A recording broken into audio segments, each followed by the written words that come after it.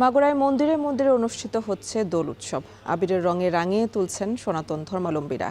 এ বিষয়ে জানাতে শহরের সেবা আশ্রম থেকে যুক্ত আছেন বিশ্বজিৎ বাপি। বাপি, দোল উৎসব কেমন দেখছেন জানাবেন।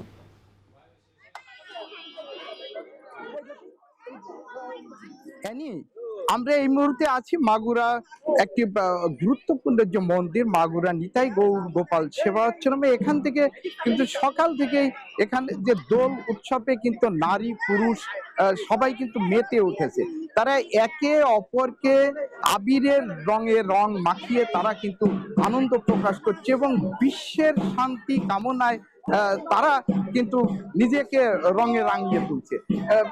সনাতন ধর্মাবলম্বীরা মনে করেন যে দাপর যুগে কোনো এক সময় ভগবান শ্রীকৃষ্ণ রাধিকাকে রাধারানীকে যে মান ভাঙাতে এবং গোপীগণকে সন্তুষ্ট করতে কিন্তু এই আবির দিয়ে কিন্তু রাঙিয়ে তুলেছিলেন।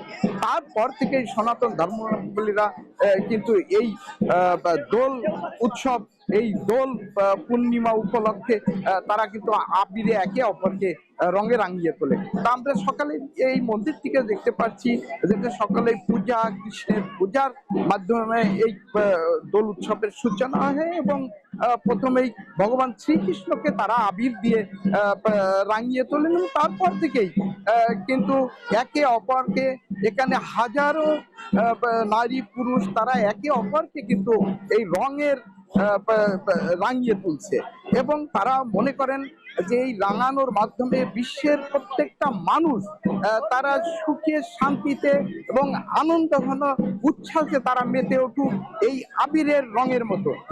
তারা কিন্তু এইটা মনে করেই একে অপরকে রং মাখাচ্ছে। তো আমরা যেটা মন্দির কর্তৃপক্ষের সঙ্গে কথা বলেছি, তারা জানিয়েছে এই মন্দিরে প্রত্যেকটা বছরই কিন্তু এই দোল যাত্রাটি মহা ধুমধামে কিন্তু পালন হয়ে থাকে।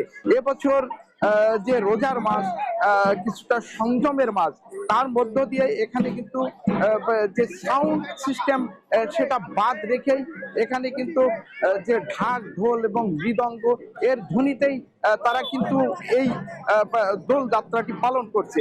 তো এই ছিল নিতাই গৌর গোপাল সেবাশ্রম থেকে দোল উৎসবের সর্বশেষ। মাগুরার দোল উৎসবের খবর জানাচ্ছিলেন বিশ্বজিৎ বাপি।